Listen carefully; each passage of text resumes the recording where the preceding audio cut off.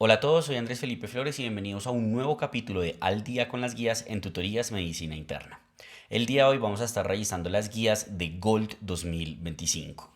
Aprovecho para comentarles que de ahora en adelante, dado que muchos me lo han pedido, mis presentaciones van a estar disponibles en StudyPool. El link se los dejo en la descripción. Recuerden que si quieren apoyar este tipo de contenido, pueden suscribirse, dejar un like y darle a la campanita. Los invito a seguirme en mi Instagram personal, @andresf.med, y aprovecho la ocasión para invitarlos a adquirir mi diplomado de medicina interna que está disponible en la plataforma de grupomedi.com. El link lo encuentran en la descripción de este video, así como el resto de la oferta académica que tenemos disponible para ustedes en nuestra plataforma, en donde van a encontrar contenido de la más alta calidad, es altamente interactiva, es 100% virtual y asincrónica y cuenta con certificación con validez tanto nacional como internacional, respaldada por sociedades científicas de prestigio. Así que, no siendo más, vamos adelante con el video. Hablemos acerca entonces de lo que sería la Gold 2025. Y empecemos con qué hay de nuevo en esta guía. Si yo les abro como a ciencia cierta de qué hay de nuevo, la respuesta es no mucho. Creería yo que tres puntos principales, que son dos medicamentos nuevos que incluyen.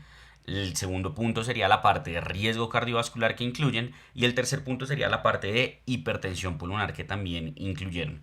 Ellos nos hablan aquí de otros cambios, como que por ejemplo el capítulo que tenían dedicado al COVID-19 pues lo quitaron, porque ya sabemos que pues el COVID-19 es como una infección viral más en estos momentos, pues gracias a la vacunación. Incluyen, digamos, como otras características de la espirometría, de los manejos, etcétera, otras figuras que actualizan, entre otras, pero pues digamos que realmente no mucho. Esta nueva sección de disbiosis la abordaremos muy por encima en términos de la fisiopatología, porque también es muy corto lo que hablan realmente dentro de la guía. Hablan un poco más a fondo de cómo interpretar la espirometría con lo que sería el valor de referencia versus el límite inferior de la normalidad con los valores Z. Hablaremos un poquito de esos, lo que les ha hecho del riesgo cardiovascular, la parte del manejo farmacológico que cambió, hipertensión pulmonar súper importante. Aquí está lo del nuevo medicamento que es el inhibidor dual de fosfodiesterasa. El otro medicamento es el anticuerpo monoclonal que es el dupilumab, que vamos a ver. Entonces fíjense que realmente son más cosas como de que ajustan, pero cosas nuevas, en mi opinión, realmente que importen: los dos nuevos medicamentos, riesgo cardiovascular y la sección de hipertensión pulmonar que veremos más adelante. Con eso claro, entonces entremos ahora sí en materia. Y lo primero, como siempre, es la definición de la enfermedad. Y la enfermedad pulmonar obstructiva crónica se define como una condición pulmonar heterogénea que está caracterizada por síntomas respiratorios crónicos. Pero no cualquier síntoma respiratorio, sino los tres síntomas cardinales de la enfermedad pulmonar obstructiva crónica, que son disnea, tos y producción de esputo. Y estos se deben a anormalidades en la vía aérea, que puede ser bronquitis y o bronquiolitis, y también a alteraciones de los alvéolos, en donde el enfisema va a ser lo predominante, que pues es la destrucción de las paredes alveolares. Y esto lo que va a generar es una obstrucción al flujo aéreo que es persistente y usualmente progresiva. Entonces ahí están todos los componentes que vamos a hablar realmente de la enfermedad. Vamos a tener una afección de vía aérea, una afección a nivel de los alvéolos, causa una obstrucción permanente y fija al flujo aéreo, y eso lleva a los síntomas crónicos. ¿Por qué es importante que hablemos de esta enfermedad? Porque es una de las tres principales causas de muerte a nivel mundial, y el 90% de estas muertes ocurren en países de medianos o bajos ingresos, lo cual claramente es algo en lo cual tenemos que intentar intervenir. Lo otro es que es una enfermedad que es muy común, muy común, por lo cual siempre todos deberíamos saber diagnosticarla y manejarla. Y más que eso, es prevenible y es tratable. ¿Cuál es el problema? Que suele ser mal diagnosticada o diagnosticada de forma tardía, lo cual es lo que realmente conlleva un problema, digamos, relacionado con esta alta mortalidad que todavía estamos experimentando en relación a esta enfermedad. Y algo súper importante para mejorar este subdiagnóstico de la enfermedad es entender que la enfermedad no es debida solo al tabaquismo, sino que hay otras cosas que van a influir, como veremos a continuación en la fisiopatología. En términos de epidemiología, ¿qué podemos mencionar? Como les mencionaba, es una causa muy importante de morbimortalidad y además es cada vez más prevalente. Vamos a hablar ahorita de algunas cifras. Esto lleva a que genere un gasto en salud que es muy importante, y además que por lo menos en Estados Unidos y en los países de medianos y bajos ingresos sea una de las principales causas de años, digamos, como de vida productivos perdidos a nivel pues global. En términos de cuál es la prevalencia, cuál es la incidencia, esto no es del todo claro porque la definición ha variado en el tiempo. Es muy claro que hay un subdiagnóstico en general en todo el mundo, pero ¿qué sabemos? Uno, que hay un aumento en la incidencia de esta enfermedad en mujeres, hay una disminución de la incidencia en hombres, pero a grosso modo la prevalencia viene en aumento.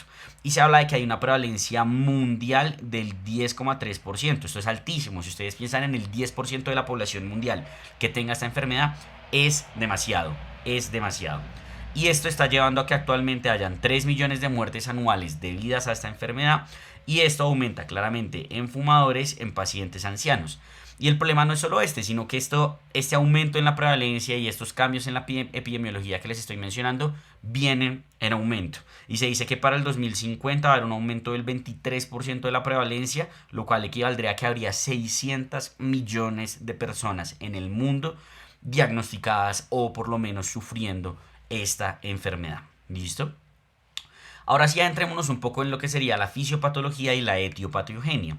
Si nos centramos en lo que sería la patogenia, podemos decir que la enfermedad se desarrolla debido a la combinación de tres elementos que la guía de la Gold siempre ha resumido en este término de getómica, ¿cierto? Elemento número 1, genética. Elemento número 2, un riesgo medioambiental, que la E en inglés sería el environmental risk, y la T, que es el tiempo de exposición. De estos tres componentes va a depender que se desarrolle la enfermedad. Si hablamos de uno de esos componentes, que es el riesgo ambiental, que es súper importante tenerlo en mente, como siempre se nos va a venir a la mente el tabaquismo. Y eso no está mal porque es un factor de riesgo importante y se dice que se le pueden atribuir hasta la mitad de los casos de enfermedad pulmonar obstructiva crónica. Sin embargo, es muy importante saber que no solo es el tabaquismo, y de hecho no siempre quien fuma va a desarrollar EPOC. Se dice que menos de la mitad de los fumadores pesados realmente llegan a desarrollar esta enfermedad, por lo cual aquí entran a jugar otros elementos como por ejemplo la genética que estábamos mencionando. Y también es importante recordar que si siempre hablamos de tabaquismo, realmente el hecho de fumar lo que sea, marihuana, vapeador, etcétera, va a aumentar el riesgo de sufrir esta condición. Si no pensamos en tabaquismo, nosotros que venimos de países, digamos, como en vía de desarrollo, creo que todos tenemos en mente la exposición a biomasa cuando hablamos de POC. Pero en los países desarrollados o en las ciudades a veces quizá esto no se tenga tanto en mente. Y es que eso es súper importante porque fíjense cómo en los países de bajos o medianos ingresos puede que esta incluso sea la causa principal de POC en estas poblaciones. ¿Y a qué nos referimos con exposición a biomasa? Nos referimos a que se hace quema de materiales orgánicos para obtener energía, como por ejemplo madera, animales o lo que sería el carbón. Y además resulta que esto supone un problema muy importante porque si nosotros analizamos a los pacientes con EPOC secundarios a exposición a biomasa, no son iguales a los pacientes que tienen EPOC secundario a tabaquismo.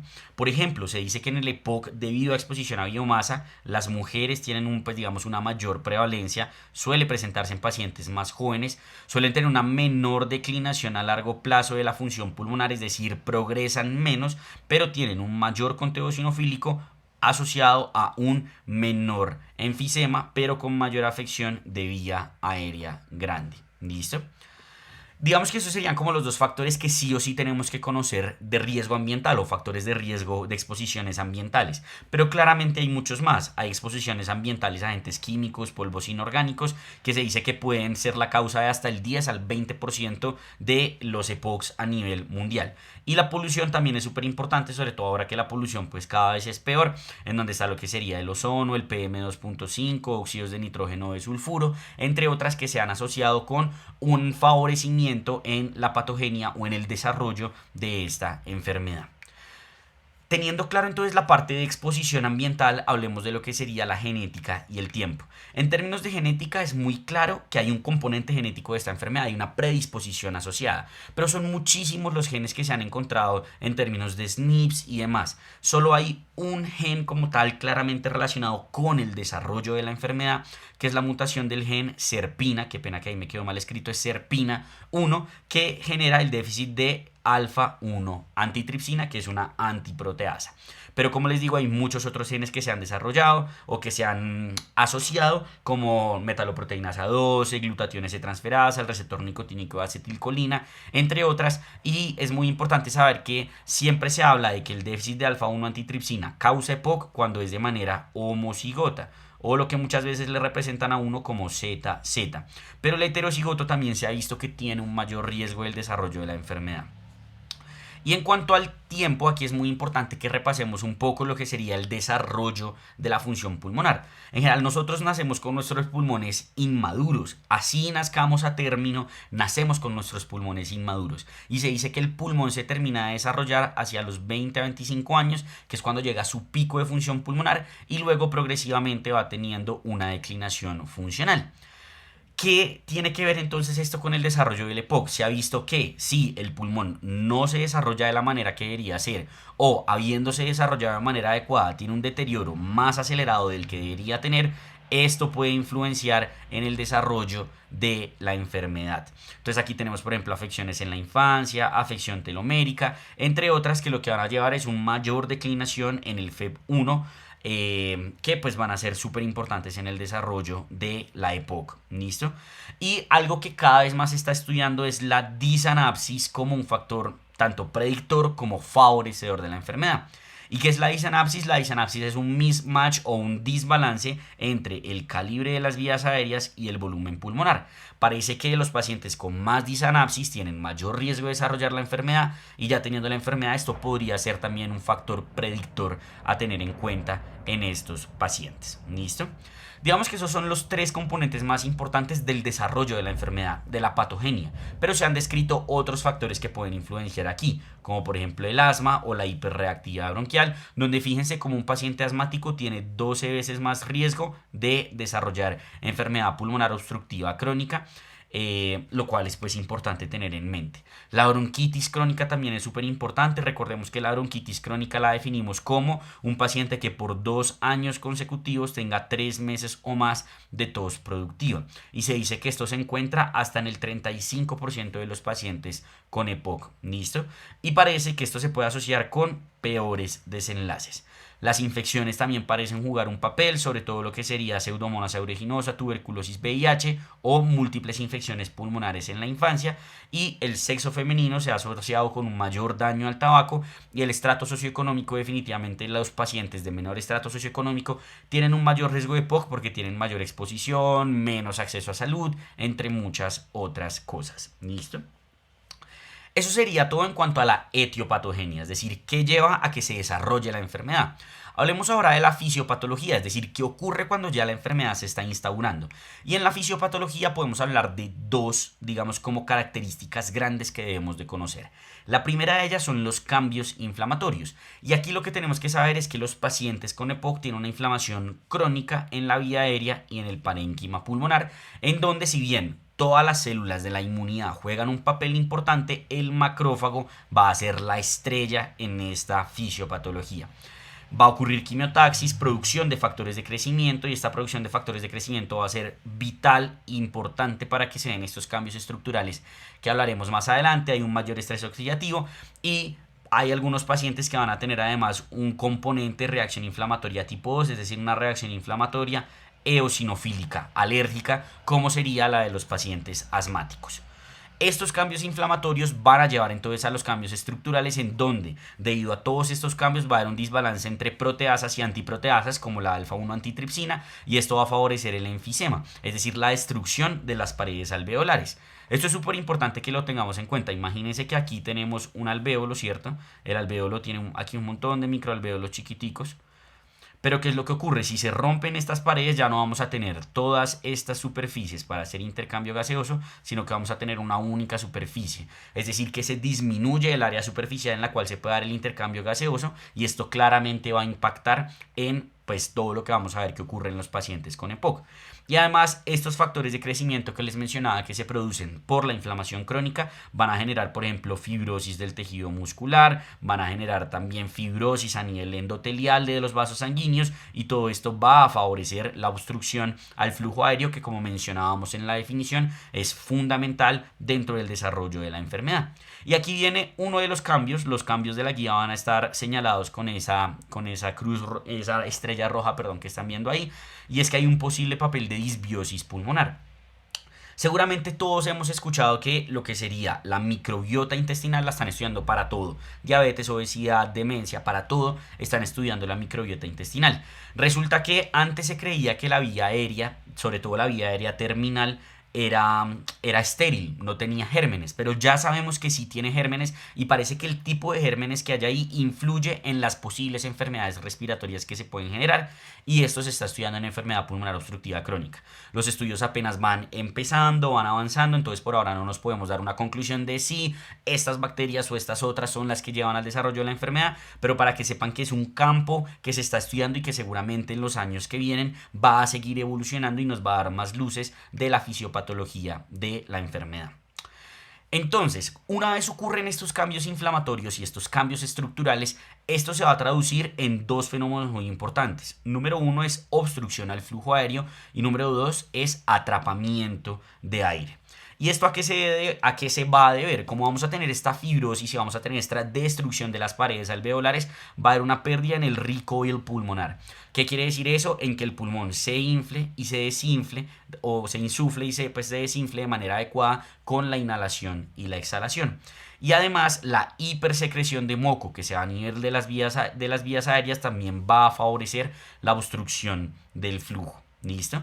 Si esta obstrucción del flujo se sigue generando, va a empezar a ocurrir un atrapamiento de aire. Es decir, no solo hay una obstrucción para que el aire salga, sino que el aire no está logrando salir y se está quedando dentro del pulmón del paciente. Y este atrapamiento usualmente es dinámico, es decir, que cuando el paciente aumenta su frecuencia respiratoria en el contexto de actividad física, favorece el atrapamiento. Más o menos les voy a hacer un esquema para que ustedes me entiendan. Imagínense que esta es la vía aérea. Normalmente cuando nosotros inhalamos, la vía aérea se broncodilata, eso es fisiológico. Y cuando nosotros exhalamos, constreñimos un poquito la vía aérea, eso es fisiológico.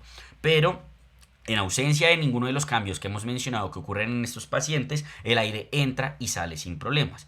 ¿Qué es lo que ocurre? El paciente con EPOC tiene fibrosis, es decir, que esto es más grande. Y además de que tiene fibrosis, tiene secreción de moco. ¿Listo? Y además el enfisema no está permitiendo que haya un adecuado recoil pulmonar, que es que se da adecuadamente, digamos, como este balance entre las presiones que altera el calibre de las vías aéreas. ¿Qué ocurre entonces? El paciente con EPOC inhala y el aire entra sin ningún tipo de problemas. Pero al exhalar, como se broncoconstriñe fisiológicamente, esto se tapa y por ende el aire no puede salir y empieza a hacer atrapamiento de aire. Ese atrapamiento de aire lo vamos a ver en varias formas de presentación clínica, como un aumento del diámetro anteroposterior del tórax, como que el paciente aumenta su tiempo expiratorio para tratar de sacar la mayor cantidad de aire que pueda, pero también se va a traducir en algo muy importante en la fisiopatología del EPOC que veremos sobre todo en las exacerbaciones, que es un aumento en la presión arterial de CO2. Porque el paciente, si no logra sacar aire, lo que no está logrando sacar es una gran cantidad de dióxido de carbono. ¿Listo? Estas alteraciones en el intercambio gaseoso se van entonces a empezar a presentar. Va a haber hipoxemia por alteración en la relación BQ. Obviamente, como ya no tengo toda esa membrana superficial para la difusión de gases, pues no va a haber un adecuado intercambio gaseoso y va a ocurrir hipoxemia.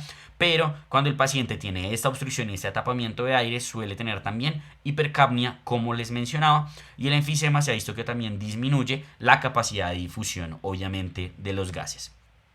Y aquí entra algo que sobre todo vamos a ver al final, pero que empiezan a meter nuevo en esta guía, que es toda la parte de hipertensión pulmonar. Y ya sabemos que la enfermedad pulmonar obstructiva crónica puede generar hipertensión pulmonar. El mecanismo principal que siempre se nos viene a la mente es la vasoconstricción hipóxica. En el pulmón, a diferencia del resto del cuerpo, cuando nos exponemos a hipoxemia hay vasoconstricción, esto aumenta la resistencia vascular y es lo que se traduce en hipertensión pulmonar. Pero resulta que no solo esto, la EPOC más bien también genera disfunción endotelial de los vasos sanguíneos y genera hipertrofia e hiperplasia a nivel muscular vascular, lo cual va a favorecer aún más el desarrollo de la hipertensión pulmonar. Entonces, más o menos esta sería la historia natural de un paciente que puede o no tener EPOC. Como les decía, entre los 20 y los 25 años llegamos a nuestro pico de función pulmonar, ¿cierto? Y ese pico de función pulmonar que se está dando acá, una vez ocurre, empieza a ocurrir la declinación. Entonces, este es el paciente que está normal, ¿cierto? Que tiene un cierto grado de declinación. Pero ahora, ¿qué pasa si el paciente tiene una declinación acelerada? ¿Cierto? ¿O qué pasa si el paciente no logra un adecuado crecimiento? Eso va a generar que el paciente no tenga una adecuada función pulmonar y se va a traducir en un mayor riesgo de enfermedad pulmonar obstructiva crónica. Basado en esta historia natural se han tratado de crear diversos como términos relacionados con el momento en el cual se presenta cada una de las alteraciones. El primero de ellos es EPOC temprano. Y algo a saber es que el EPOC temprano se refiere al inicio biológico de la enfermedad, es decir, cuando empieza a ocurrir o esa declinación acelerada o cuando el paciente no llega al desarrollo pulmonar que tenía que llegar. Pero EPOC temprano no es igual a que el paciente ya tenga la enfermedad, es cuando se empieza a dar todo ese mecanismo fisiopatológico que mencionábamos que lleva al desarrollo de la misma. EPOC leve no es igual a EPOC temprano, estos son pacientes que sí ya tienen diagnosticada la enfermedad y solo vamos a hablar de leve en el EPOC en el caso de lo que sería el grado de obstrucción, que lo vamos a determinar en la espirometría como veremos más adelante en el video. EPOC juvenil es aquel paciente que desarrolla EPOC entre los 20 y los 50 años y hay dos términos que se están estudiando cada vez más que son pre-EPOC y PRISM, ¿listo? El pre-EPOC son aquellos pacientes que tienen síntomas respiratorios o tienen alteraciones estructurales, por ejemplo le tomo un TAC y tiene enfisema, pero el paciente cuando le hago la espirometría no tiene evidencia de obstrucción y no me permite diagnosticarle la enfermedad. Y el PRISM va a ser el paciente que, si bien no tiene obstrucción espirométrica porque tiene una relación FEP1 sobre FBC mayor a 0.7, sí tiene una alteración en el FEP1 o en la FBC, y esto se podría decir que es un paciente que tiene mayor riesgo de desarrollo de EPOC. En general, pues digamos que faltan más estudios para que sepamos qué hacer con estos pacientes, qué ocurre con ellos, se benefician o no de algún tratamiento, pero lo que sabemos es que tienen mayor riesgo de complicaciones, sea de progresión en el deterioro de la función pulmonar comparado con población sana o de desarrollo ya como tal de la enfermedad e incluso mortalidad comparado con la población completamente sana. Entonces estas dos toca esperar en el tiempo a que nos digan qué vamos a hacer con estos pacientes relacionados, así debemos o no hacer algún manejo que evite estos desenlaces que les estaba mencionando. Y la guía de la GOLD, en mi opinión un poco de la nada, le dice a uno, bueno, entonces lo que uno puede hacer es como una taxonomía para tratar de clasificar unos etiotipos de la enfermedad pulmonar obstructiva crónica. Entonces vamos a tener la genética, vamos a tener la debida alteración en el desarrollo pulmonar, la medioambiental donde el tabaquismo y la biomasa van a ser las más importantes, debida a infecciones, la existencia de EPOC con asma y la de causa indeterminada. Algo importante a saber es que eso de overlap entre EPOC y asma no es una entidad, son dos entidades aparte. El paciente puede tener asma y EPOC al tiempo, pero no va a tener una entidad que combine las dos, ¿listo? O sea, puede tener las dos separadas y eso es importante tanto para el manejo como para muchas otras cosas que sobre todo hemos hablado en los videos de asma. Si lo quieren ver está el video de la Gina y la Gema, pero pues para que sepan que ese término como tal de coexistencia como si fuera una única enfermedad, pues no existe, ¿listo? Digamos que teniendo todo eso claro, ya podemos adentrarnos entonces en cómo se me va a presentar un paciente que ya desarrolló toda esa fisiopatología que estábamos mencionando. Y definitivamente lo más común es la disnea. Y esa disnea tiene unas características. Lo primero es que es progresiva, es decir, el paciente se va deteriorando progresivamente en términos de su clase funcional. Lo segundo es que empeora con el ejercicio, por lo menos inicialmente. Y lo tercero es que puede llegar a ser persistente. Porque si uno lo compara, por ejemplo, con asma, el paciente con asma puede estar súper bien, pero en momentos específicos como el ejercicio o el frío desarrolla la sintomatología. Estos pacientes van a tener síntomas persistentes. Pueden tener pequeñas agudizaciones, sí, pero en general la disnea va a ser persistente. Lo otro que puede tener es sibilancias, tos crónica que puede o no ser productiva, infecciones recurrentes del tracto respiratorio y algo muy importante es que a esos síntomas se le va a sumar usualmente el factor de riesgo, como que haya tenido tabaquismo, sea de segunda mano propio, como que haya tenido alteraciones ocupacionales, algún otro tipo de ocupación o incluso alteraciones genéticas o prematuridad que hace que no haya un buen desarrollo pulmonar, entre muchas otras.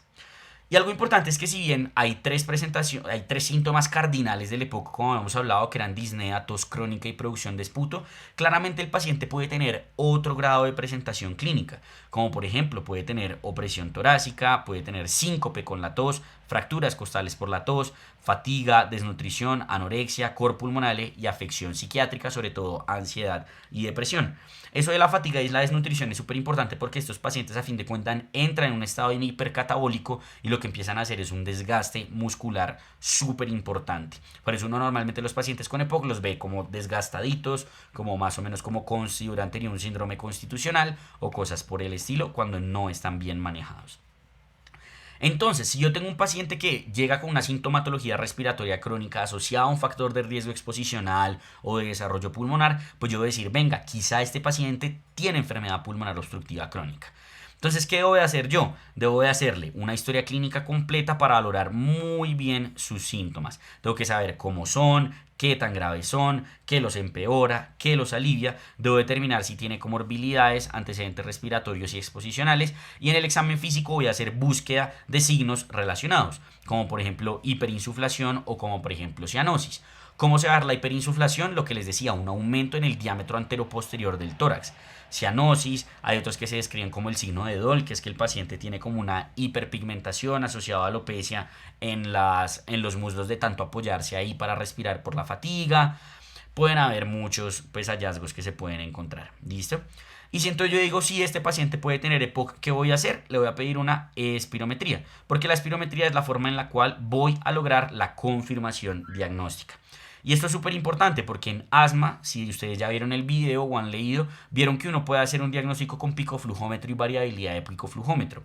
Eso no existe en la EPOC. No existe algo ambulatorio con lo cual podamos diagnosticar la enfermedad que el paciente se tome en su casa, sino que sí o sí necesitamos que se haga una espirometría. Como yo les dije, estamos en una prevalencia mundial de 10% de esta enfermedad y existe un riesgo de que esto aumente a 600 millones de personas en un tiempo que quizá no es tan lejos, 2050.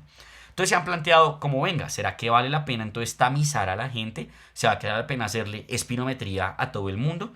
Que se han dado cuenta que por ahora no parece ser costo efectivo a la población asintomática de manera generalizada establecerle un tamizaje con espirometría.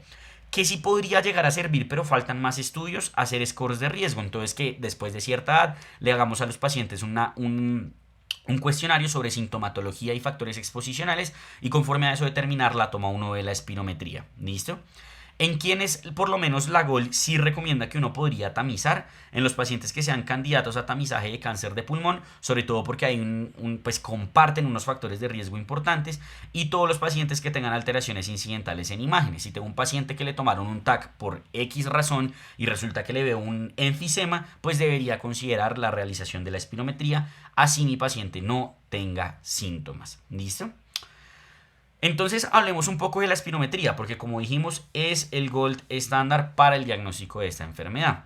Pero resulta que no solo va a determinar el diagnóstico, resulta que la espirometría también me va a evaluar, por ejemplo, qué tan obstruido está el paciente, y eso me va a servir para pronóstico y para seguimiento. Entonces este seguimiento con la espirometría va a ser muy importante porque me va a permitir tomar decisiones terapéuticas, identificar si el paciente se está deteriorando rápidamente o no. Consideraciones a tener en cuenta relacionadas con la espirometría: lo primero es que cuando se realice se debe realizar de forma estandarizada y se deben utilizar fórmulas que no estén ajustadas por raza. ¿Listo? Que no estén ajustadas por raza. Lo otro importante es que antes se daba mucha importancia pre, post broncodilatador, etc. Realmente ahorita lo que se recomienda es que uno solo debería evaluar los valores post broncodilatador en el caso de que el paciente tenga valores pre broncodilatador alterados. De resto, en general no lo recomiendan mucho, por lo menos en la búsqueda de POC. Y pues es como lo importante tener en cuenta. Esto es lo que les decía del valor post broncodilatador.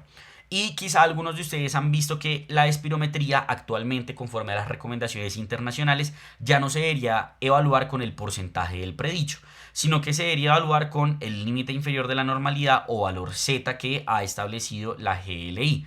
¿Qué es eso? Es un parámetro basado en desviaciones estándar, en donde dicen una persona de estas características, digamos, si cogemos a 100 personas de esas características, la normalidad va a estar entre tanto y tanto, y si está por debajo de esto es anormal.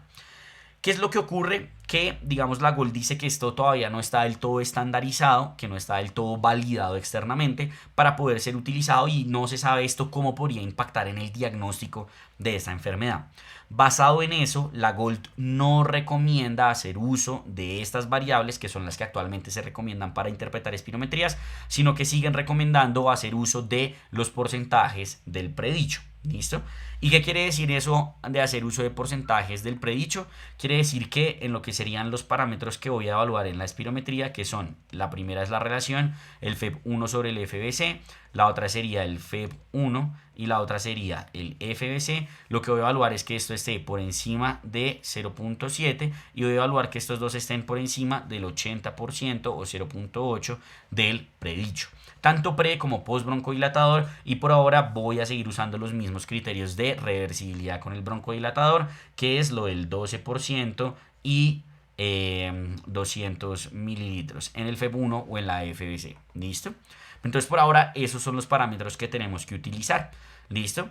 Donde sí dice la GOL que podríamos considerar utilizar los valores límites de la normalidad en pacientes jóvenes, porque resulta que utilizar el predicho puede hacer un subdiagnóstico en los jóvenes. Entonces, si uno tiene una alta sospecha en un paciente joven, considere utilizar los valores del valor Z o el límite inferior de la normalidad. ¿Listo? Más o menos, entonces, ¿cómo se vería un paciente en el cual yo diagnostico la enfermedad? Esta es una espirometría que es normal. Esta es una espirometría de un paciente con EPOC. Fíjense cómo el FEB1 sobre el FBC le da 0,56. Esto es lo que me confirma como tal la obstrucción. Y después yo lo que puedo evaluar es la FBC solita, pues como para ver si hay un patrón mixto o no, evaluando si está disminuida o no, con lo que les decía, en menos del 80% del predicho. Pero esto es lo importante para confirmar el diagnóstico. Pero ojo, el diagnóstico de obstrucción yo lo confirmo es en la relación FEB1 sobre FBC post broncodilatador, porque esto es lo que me confirma lo que mencionábamos en la definición, y es que aquí hay una obstrucción fija y permanente a el flujo aéreo. ¿Listo? Entonces ya diagnostiqué a mi paciente con EPOC. Lo que sigue es clasificarlo. Y hay varias formas en las cuales lo puedo clasificar. Lo primero es qué tan obstruida está la vía aérea. Lo segundo es qué tan sintomático está mi paciente. Lo tercero es el riesgo de exacerbaciones. Esos son los tres más importantes. Luego hablaremos del que estaba ahí mostrado, que acabo de quitar. El grado de obstrucción, ¿cómo lo voy a evaluar? Con el valor del FEB1 postbroncodilatador, como vamos a ver ahorita. La carga sintomática, lo más importante, entre comillas, a evaluar es la disnea, que lo hago con el MMRC, pero es importante recordar que el EPOC, como vimos, tiene muchísimos otros síntomas. Entonces lo ideal es hacer uso de otros scores como el SGRQ o el CAT, que si están por debajo de 25 o debajo de 10 me pueden hablar si hay o no un adecuado control sintomático. Y el tercer componente súper importante a clasificar en estos pacientes es el riesgo de exacerbaciones, que se evalúa básicamente dependiendo de qué exacerbaciones y qué tan graves fueron las que tuvo el paciente en el último año. Se ha determinado si hay o no uso de los eosinófilos. De momento no hay evidencia. Se cree que hay una posible relación con mayor deterioro de FEB1. También parece que hay un mayor riesgo de infecciones. Hay otras cosas ahí, pero por ahora que uno diga, uy, la clasifico conforme a los eosinófilos para tomar decisiones, no. Entonces, de forma rutinaria no voy a hacer esta clasificación. Y algo sí importante a tener en mente es que yo, cuando diagnostico a mi paciente con EPOC, le debo de evaluar sus comorbilidades, y aquí trae un punto novedoso, por decirlo de alguna forma, para esta guía, o en el cual hacen bastante énfasis, que vamos a hablar ahorita más adelante, que son las comorbilidades cardiovasculares. ¿Listo?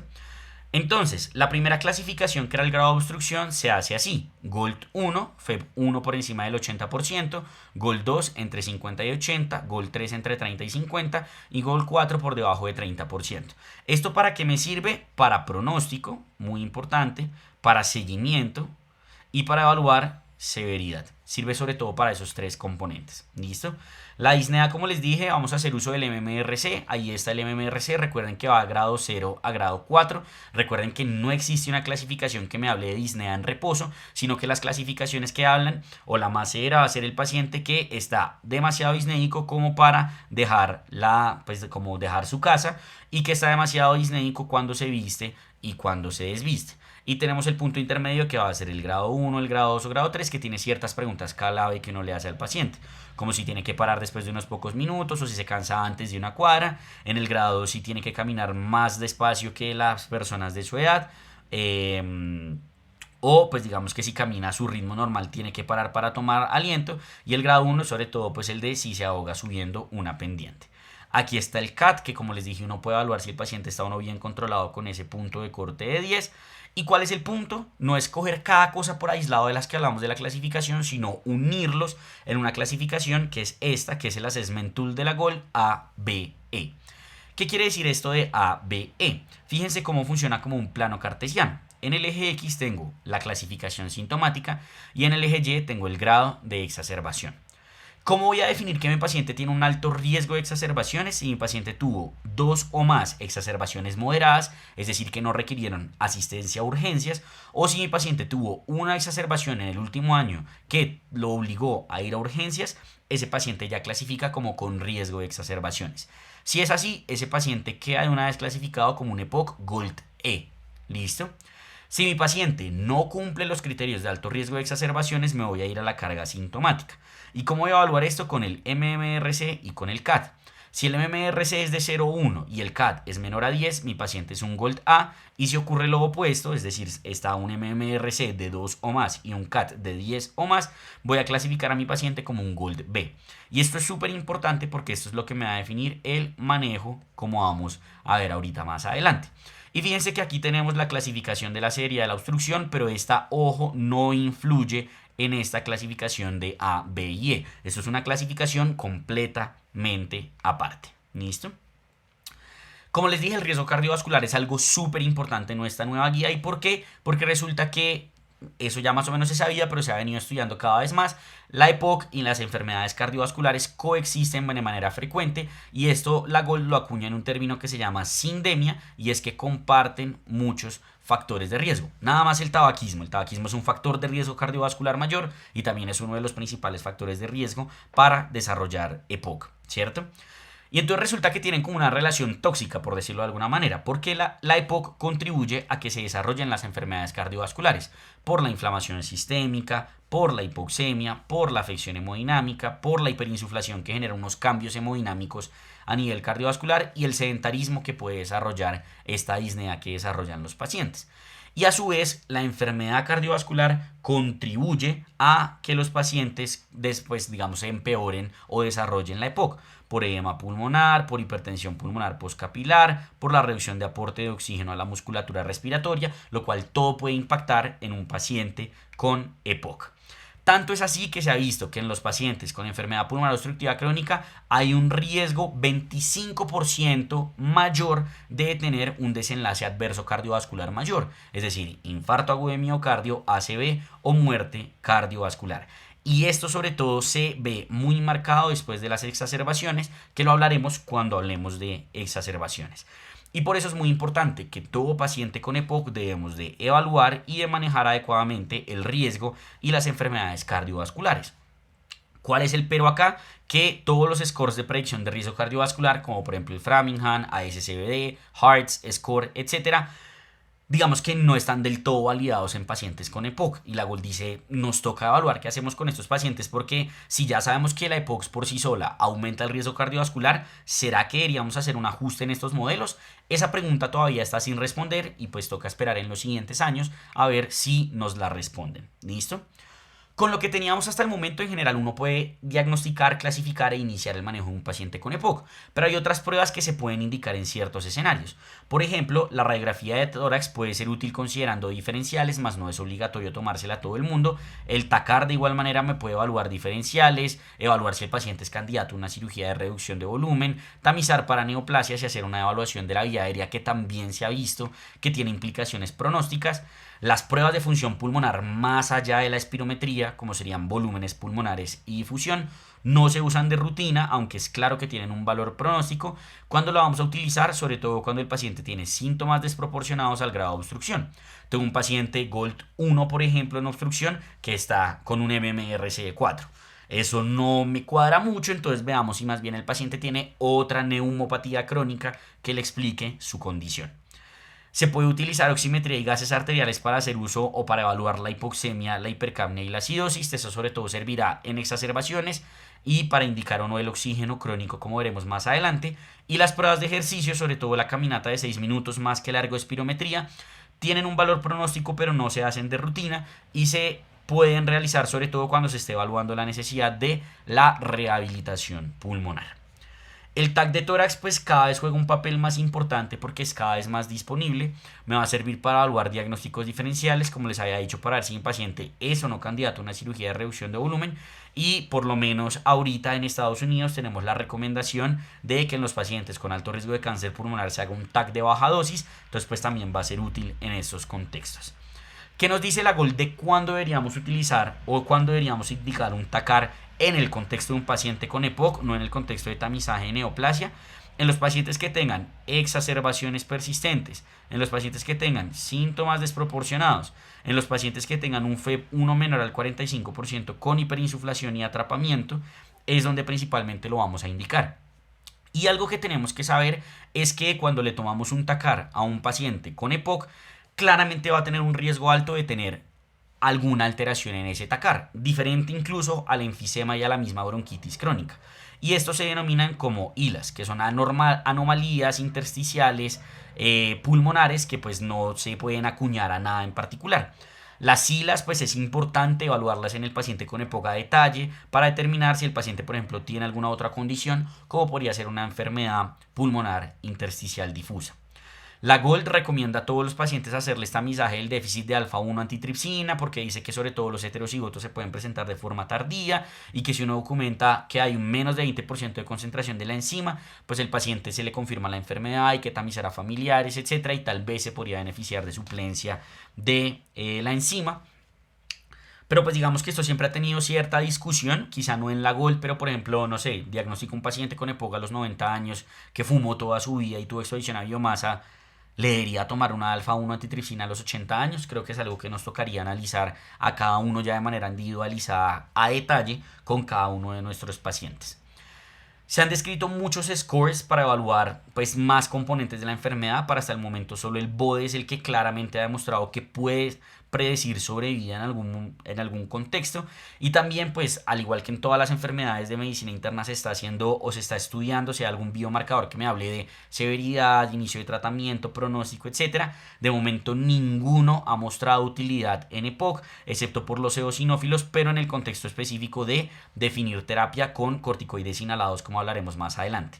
No para ningún otro objetivo adicional. Y es importante que siempre se deban evaluar los rasgos tratables, es decir, aquellas condiciones asociadas al EPOC que si yo trato me mejoran el control de la enfermedad. Las dos que más hace énfasis la guía como tal son la disnea persistente y lo que serían las exacerbaciones. ¿Listo? Siempre recordemos que hay muchísimos diferenciales a tener en cuenta en un paciente con EPOC. Hay muchas razones por las cuales un paciente puede ser tosedor crónico y disnéico, como por ejemplo asma, falla cardíaca, bronquiectasias, tuberculosis, bronquiolitis, sea obliterativa o difusa. Entonces siempre tener esos diferenciales en mente, al igual que los diferenciales de tos crónica que pueden ser por alteraciones extratorácicas como rinitis, goteo postnasal, reflujo, medicamentos o alteraciones ya propiamente intratorácicas en donde entran varias de las que dijimos en la diapositiva anterior. ¿Listo? Entonces yo ya diagnostiqué, clasifiqué y le tomé los exámenes que le tenía que tomar a mi paciente. Voy a iniciarle tratamiento. Y el tratamiento tiene dos objetivos principales. Número 1, reducir síntomas. Y número 2, reducir el riesgo. ¿Riesgo de qué? De progresión de la enfermedad, de las exacerbaciones y de mortalidad. Eso es lo que yo quiero reducir en estos pacientes. Entonces empecemos con la parte del manejo y dentro del manejo viene toda la parte de manejo no farmacológico y factores de riesgo, en donde algo claramente muy importante es la cesación del tabaquismo. Y la cesación del tabaquismo se puede realizar de manera no farmacológica o farmacológica, y esto va a depender del grado de dependencia. ¿Cómo determino yo el grado de dependencia? Hay muchos scores y demás que puedo utilizar, pero hay ciertos comportamientos que de entrada a uno le dicen que ese paciente tiene una dependencia grave. Como que, por ejemplo, fuma 30 minutos después de despertarse. Fuma en la noche cuando está solo ya en la casa. Tiene 7 a 10 en el score de Fagerstorm o tiene 5 a 6 en el índice de tabaquismo. Cuando yo documento entonces que mi paciente necesita de terapia para cesación de tabaquismo, lo primero es el reemplazo de la nicotina. Y aquí puedo hacer uso de los parches, de las gomas continuas que tienen poca absorción, lo cual puede dar como más náuseas y demás, por lo cual se suelen utilizar más los parches, pero cualquiera de los dos. Recordando que se deben utilizar de forma adecuada. Los parches, por ejemplo, son en el día, no en la noche. Si se lo pone en la noche, pues el paciente no va a dormir porque está expuesto ahí a nicotina todo el tiempo. Es como si estuviera fumando cuando intentara dormir, por ponerlo de alguna forma. ¿Listo? Y en general no hay ninguna contraindicación para hacer reemplazo de nicotina, excepto las 2 semanas post-infarto o post-ACV. Y además del reemplazo de nicotina existen muchas opciones de manejo farmacológico. Tenemos la vareniclina, el bupropión, que es el que más recomienda la Gold, nortriptilina, entre otras. Y aquí es fundamental saber que si bien uno va a ver estudios que dicen que los cigarrillos electrónicos reducen el tabaquismo, incluso publicados en revistas de prestigio como el New England Journal of Medicine, pues digamos que si uno le pone lógica, obviamente reducen el tabaquismo. ¿Por qué? Porque son más adictivos, dan más nicotina que un cigarrillo normal. Los pacientes lo pueden fumar en cualquier lado porque no hay restricciones como las hay para el tabaco. Y sabe bueno, digamos que se ve bien aceptable, pues está aceptado, digamos, como socialmente. Entonces, obviamente, si un paciente que está fumando le dan un cigarrillo electrónico, lo más seguro es que deje el cigarrillo y se quede con el cigarrillo electrónico. Pero ahora, ¿eso quiere decir que entonces eso fue bueno? Pues no, porque ya se ha dado cuenta que ya hemos dado cuenta que los cigarrillos electrónicos, en el corto tiempo que tenemos ahora de seguimiento, sabemos que genera daños semejantes a los del tabaquismo. Y muy seguramente a largo plazo nos vamos a dar cuenta que desarrollan un cáncer igual que lo hace el tabaquismo y demás. Pero ya tenemos estudios moleculares que muestran alteraciones premalignas, genéticas, morfológicas que pueden ocurrir en los pacientes expuestos crónicamente a cigarrillo electrónico. Entonces definitivamente no son una opción. ¿Cómo puedo yo ayudar a que mi paciente deje de fumar? Está pues este programa, por así decirlo, que es el de las 5 A's, que es Ask, pues pregúntale al paciente si quiere dejar de fumar; Advise, que es dígale que o sugiérale que deje de tomar; Asesórelo, es determine si el paciente quiere o no y demás; Asístalo, es decir, dígale cómo puede dejar de fumar; y Arrange es que le haga un adecuado seguimiento a su paciente. Y esto es fundamental porque de todo lo que vamos a ver de manejo, la cesación del tabaquismo, como ustedes pueden ver acá, es la intervención con mayor potencial de cambiar la historia natural de la enfermedad. ¿Listo? Evidentemente, como habíamos dicho, el tabaquismo no es la única exposición, entonces hay que tratar de cesar las otras exposiciones, que haya una adecuada ventilación, que haya pues una baja exposición a nivel laboral, que los pacientes no utilicen biocombustibles, entre otras. Y aquí es muy importante la contaminación y la temperatura. Incluso nos dan un rango de temperatura en el cual debería vivir el paciente, 18 a 24 grados, entonces pues tener eso siempre como en mente. Además de la cesación del tabaquismo, digamos que otro componente muy importante del manejo general de los pacientes, antes de hablar del manejo farmacológico per se y no farmacológico, es la vacunación. ¿Y contra qué debemos vacunar a los pacientes con EPOC? Influenza anualmente, COVID-19 con el esquema que se ha hablado en cada país, pero ahora estamos con las 3 o 4 dosis dependiendo del país. Neumococo completar sí o sí, digamos, como el esquema de vacunación, recordando que tenemos uno nuevo, ya no solo la 15 y la 20, sino que tenemos la PCV 21 como una nueva, pues digamos, como variante, por decirlo de alguna forma, de vacuna para el neumococo. Virus sincitial respiratorio está incluido desde el año pasado, que era una de las, pues digamos, como novedades que teníamos el año pasado. Definitivamente pertusis es algo frente a lo cual tenemos que vacunar a los pacientes, y en los pacientes mayores de 50 años en general deberíamos ponerles la vacuna también contra varicela zóster. Esas son las vacunaciones que le deberíamos ofrecer a todos nuestros pacientes con EPOC. ¿Listo? Y un componente fundamental del manejo no farmacológico es la rehabilitación pulmonar. La rehabilitación pulmonar, ¿qué es? Es una intervención multimodal que mejora no solo la condición física, sino fíjense que también la psicológica de los pacientes con condiciones respiratorias crónicas, entre ellas claramente el EPOC, y lo que hace es mejorar la adherencia a largo plazo y los comportamientos saludables. ¿En qué consiste esta intervención multimodal? ejercicio, educación, intervenciones de automanejo, cambios comportamentales, y esto se debe hacer por 6 a 8 semanas con un máximo de 12 semanas. No se ha visto que prolongarlo por más de 12 semanas tenga más beneficios. ¿Listo? Pero lo importante es que el paciente después de esas 2 semanas pues continúe con lo que aprendió en su rehabilitación. ¿Y cuáles son los beneficios que da en esas 6 a 12 semanas cuando uno las implementa? Mejora disnea, mejora tolerancia al ejercicio, mejora síntomas psicológicos, también disminuye la mortalidad, esto es súper importante, disminuye la mortalidad y la rehospitalización en los pacientes que después de haber tenido una exacerbación inician la rehabilitación pulmonar antes de 4 semanas de haberles dado egreso. Hay estudios que hablan de hasta 90 días, pero este es como el valor más aceptado. Lo ideal es que en las primeras 4 semanas de una exacerbación el paciente inicie rehabilitación pulmonar, porque ahí es donde estamos claros que disminuye mortalidad y disminuye rehospitalizaciones. ¿Listo? Digamos que de forma crónica, si el paciente no es exacerbado, algo importante a saber es que no reduce la mortalidad de la rehabilitación pulmonar, solo lo hace en el paciente estable. ¿Listo? Durante el ejercicio puede dar desaturación, esto no es una indicación de oxigenoterapia crónica, pero sí se le puede dar al paciente oxígeno durante la terapia, sobre todo el humidificado de altos flujos es como lo que se ha venido estudiando.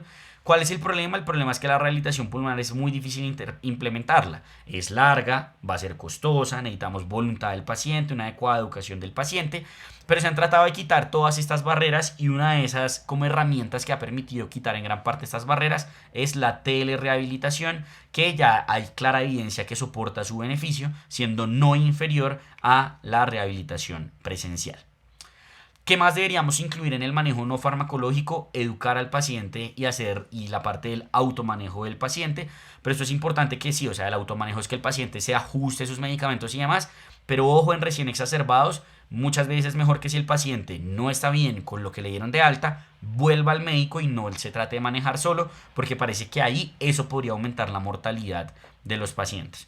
Los programas de cuidado integral, los programas de crónicos de POC que pueden tener las aseguradoras y la actividad física súper importante, sobre todo lo que sería actividad física de fuerza e intervalos, que es la que más tiene evidencia. Siempre incluir aquí el manejo nutricional. Estos pacientes de por sí, por ejemplo, darles antioxidantes se ha visto que podría servir, pero como hayamos visto, muchos tienen fatiga, anorexia, desgaste crónico. Entonces va a ser muy importante que recuperen proteína y recuperen, por ejemplo, musculatura intercostal que les ayude a respirar. Y hay un posible beneficio del tai chi si el paciente no logra hacer una actividad física, por ejemplo, aeróbica. Y aquí están las recomendaciones según la clasificación ABE. Fíjense cómo en general es lo mismo, lo único que cambia es que en la B y en la E se incluye la rehabilitación pulmonar. De resto, todo lo que mencionamos va para todos los pacientes que tengan diagnóstico de EPOC. ¿Listo? Una vez yo inicio mi manejo no farmacológico, evidentemente le tengo que hacer seguimiento a mi paciente y tengo que estar evaluando que el paciente sí se esté vacunando, que esté bien educado, que esté haciendo cesación de la exposición y todo. Si a pesar de eso mi paciente sigue sintomático, pues hay cosas que puedo considerar. Si lo que sigue es con mucha disnea, pues tengo que evaluar, por ejemplo, si le puedo enseñar ejercicios de respiración, técnicas de conservación o meterlo a un programa de rehabilitación pulmonar. Y si el problema son exacerbaciones, pues tengo que evaluar si lo que pasa es que se está exponiendo a algún factor agravante, tiene que aprender a manejar o monitorizar mejor sus síntomas y actuar frente al deterioro de los mismos, que tenga un contacto al cual consultar cuando tenga dudas y nuevamente la rehabilitación pulmonar. Habiendo terminado en todo esto lo del manejo no farmacológico, adentrémonos en el manejo farmacológico.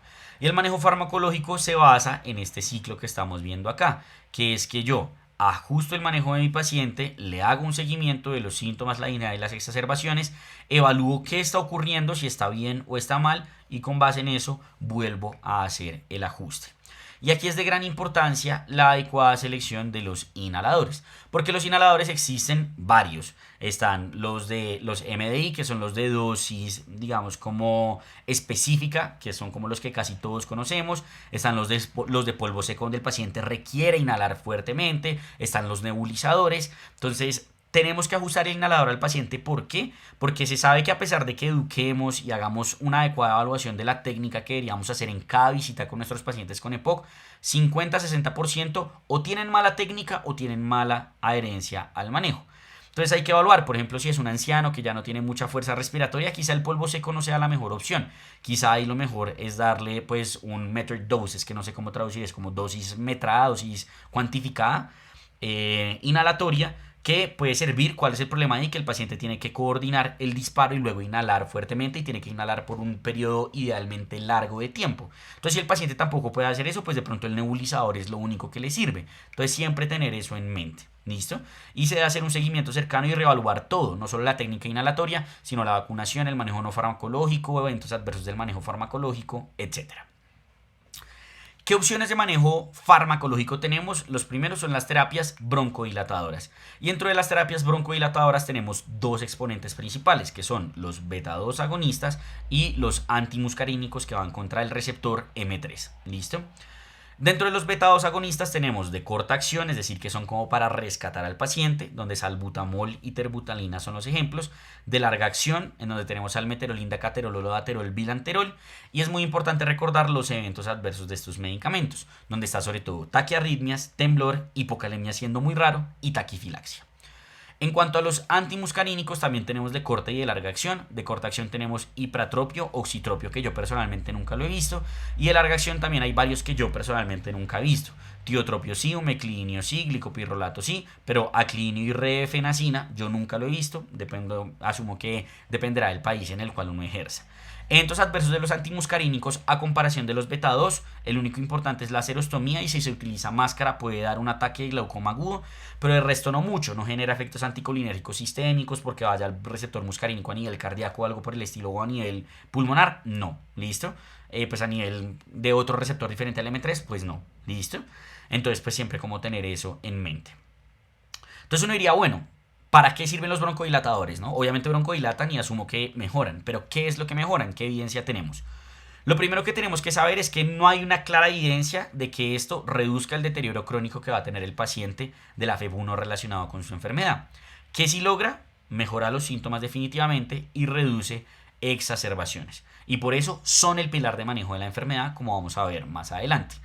En general, siempre vamos a preferir larga acción sobre corta acción. Así utilicemos 1, 2 o 3, larga acción versus corta acción. ¿Listo? Pero ojo, todos los pacientes idealmente deben tener un inhalador de corta acción para rescatarse, más no para usarlo crónicamente y de manera recurrente. ¿Listo?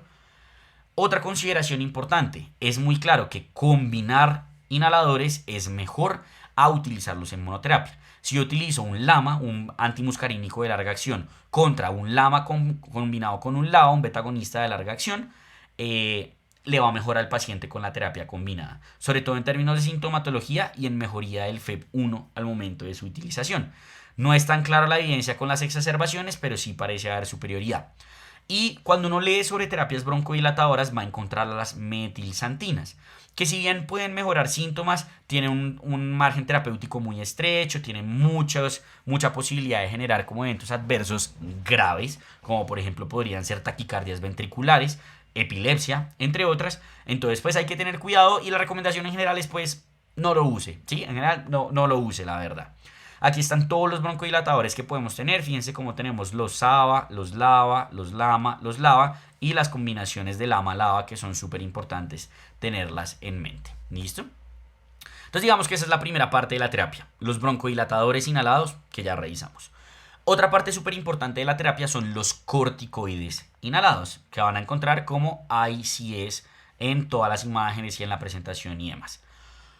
En cuanto a los corticoides inhalados, su principal evidencia se encuentra en pacientes con alto riesgo de exacerbaciones. ¿Listo? Es decir, como ya lo habíamos definido, pacientes que hayan tenido o una exacerbación grave que haya requerido ir a urgencias o dos exacerbaciones moderadas. Y sobre todo que además de esas exacerbaciones el paciente tenga eosinofilia, que nos habla de esa inflamación tipo 2. ¿Y cómo vamos a definir eosinofilia? Más de 300 eosinófilos. Algo importante es que es más de 300 eosinófilos de manera sostenida. ¿Listo? Sostenida. Si yo determino que mi paciente se beneficia de un corticoide inhalado, nunca le voy a poner el corticoide inhalado solo. ¿Listo? Se lo voy a poner casi siempre en triple terapia. LABA, LAMA, ICS. Hay algunos pacientes que van a venir con LABA, corticoide inhalado, porque por ejemplo tenían asma o tienen asma asociado a la enfermedad. Pues digamos que ahí uno puede o dejárselo si viene muy bien, pero en general casi siempre cambiarlo a la triple terapia LABA, LAMA, ICS. No se debe ser tampoco pues tan estricto con lo de los eosinófilos. Es muy claro que por debajo de 100 no sirven, pero si está entre 100 y 300 en un exacerbador recurrente, pues considérelo, ¿cierto? Considérelo y no lo vaya a analizar de forma aislada y evalúe si se podría beneficiar. Como les dije, siempre los utilizamos en triple terapia y la triple terapia, LAVA-LAMA ICS, ha mostrado ser superior a la combinación de los demás medicamentos o a la monoterapia de los demás. ¿Listo? ¿En quiénes? En los pacientes que tienen indicado el corticoide inhalado, como lo mencionábamos ahorita. Y además de que mejora muchos parámetros, lo más importante es que el estudio IMPACT y el estudio ETHOS demostraron que reducen mortalidad, que es algo que no se había encontrado con ninguna terapia inhalada. Entonces por eso son tan importantes determinar si el paciente se beneficia o no del uso de los mismos. Ojo, esto viene a expensas de unos eventos adversos como mayor riesgo de neumonía, sobre todo por neumococo y hemófilus, candidiasis orofaringea, disfonía, equimosis, la neumonía sobre todo en los pacientes con tabaquismo, mayores de 55 años que ya han tenido neumonía, IMC menor a 25, disnea o limitación de filtración al flujo aéreo y sobre todo mayor riesgo si los eosinófilos están bajos. Y también puede dar osteoporosis, diabetes, cataratas, infección por micobacterias, entre otras. Entonces digamos que por eso la GOLD es tan estricta en decirnos, vea, ¿cuándo sí o sí usted debería utilizar el corticoide inhalado? Paciente con riesgo de exacerbaciones y eosinófilos mayores a 300 o que también tenga asma, ¿cierto? ¿Cuándo lo debería considerar? En el paciente que no está como con tanto riesgo de exacerbaciones y tiene eosinófilos de 100 a 300. Si no cumple ninguna de las condiciones de arriba o el paciente tiene episodios repetidos de neumonía, no vaya, o tiene antecedente de enfermedad por micobacterias, no vaya a utilizar el corticoide inhalado, por favor. Y aquí tenemos las terapias que tenemos de triple, que está fluticasona, meclíneo y dilanterol, beclometasona, formoterol, glicopirronio y budesonía, formoterol, glicopirrolato. Y algo importante es que normalmente nunca se lo vamos a retirar al paciente, pero si por alguna razón se lo vamos a retirar, toca hacerlo de forma pausada y vigilada porque puede haber un riesgo como de rebote y de deterioro del paciente. Digamos que esas son como las terapias fundamentales, fundacionales, como diría también algunas personas, de la época. Pero hay otras terapias que podemos utilizar. Corticoides orales no sirven, solo se utilizan en el paciente con exacerbación, como veremos más adelante, pero en el manejo crónico jamás los vayan a utilizar. ¿Listo? Inhibidores de fosfodiesterasa 4, como sería el roflumilast, se ha visto que reducen las exacerbaciones en pacientes que tengan alto riesgo de exacerbaciones y que cumplan la definición de bronquitis crónica. Eventos adversos, gastrointestinales, cefalea, alteración del sueño. Hay que tener cuidado en los pacientes con depresión.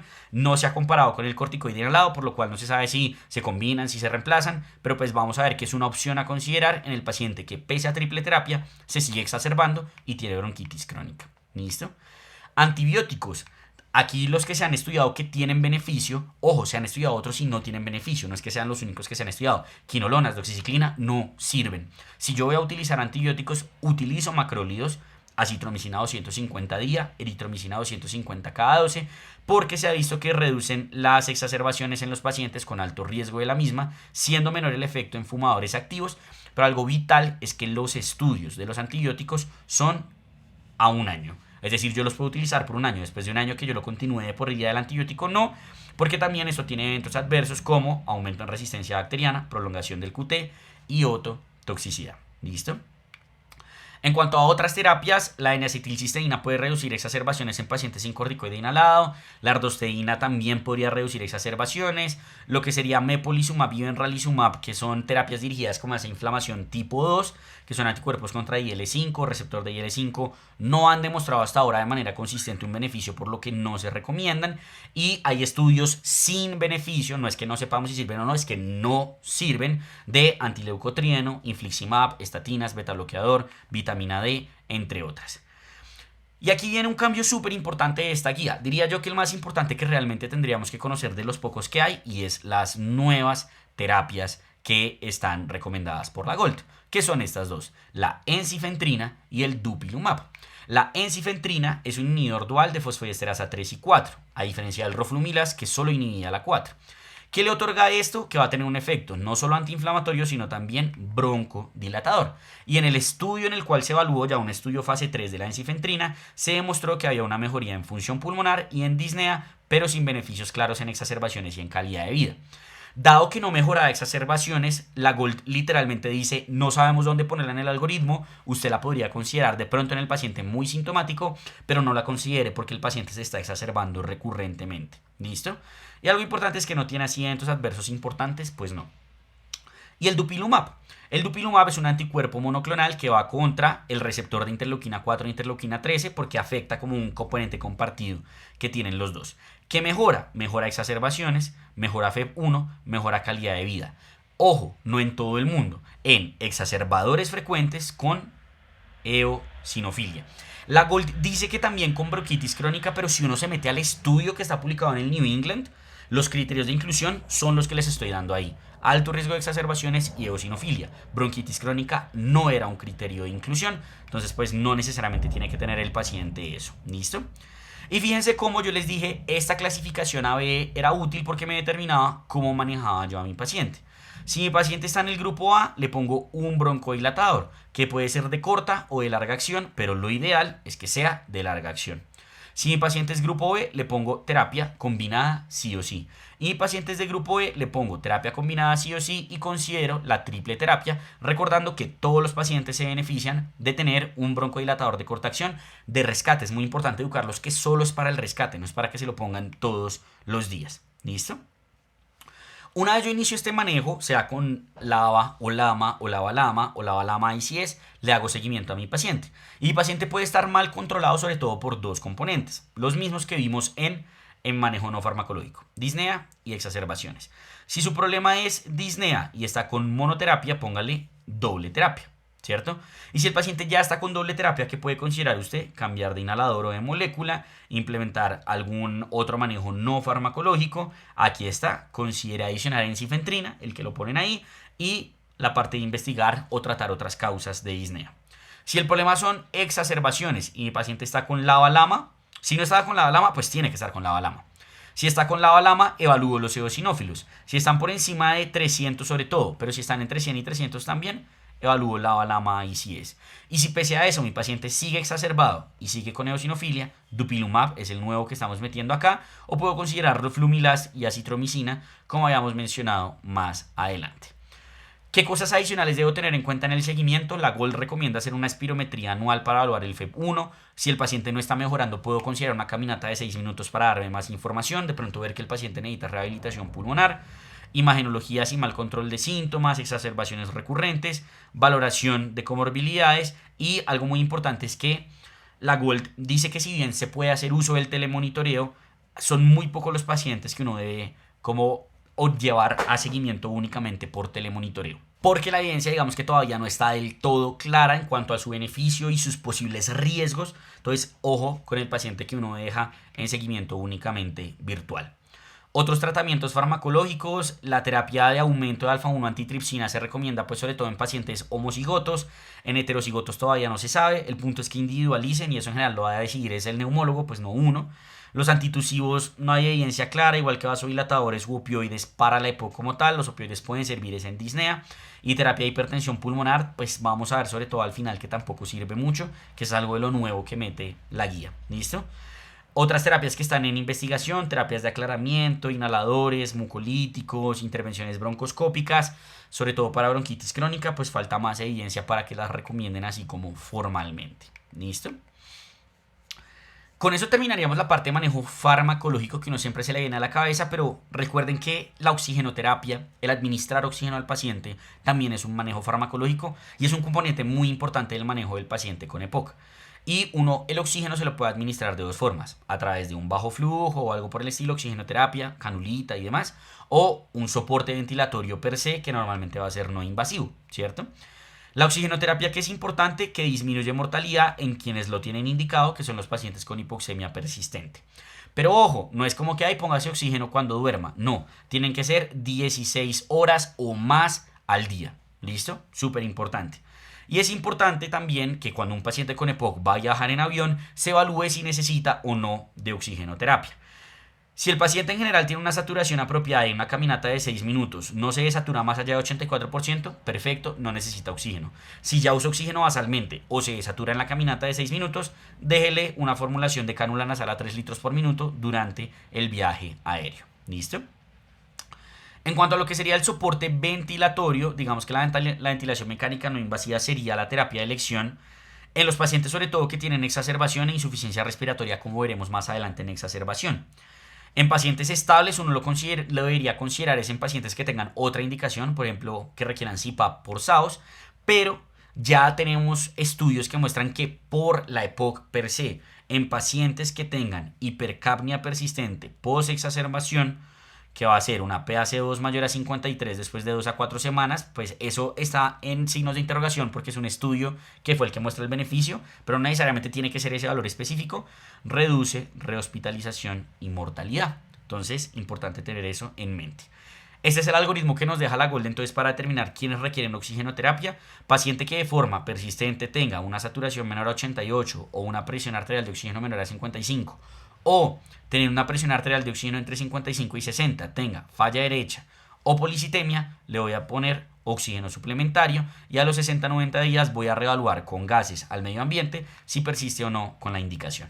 ¿Listo? Eso sería como todo lo que le podemos ofrecer a los pacientes con EPOC no invasivo.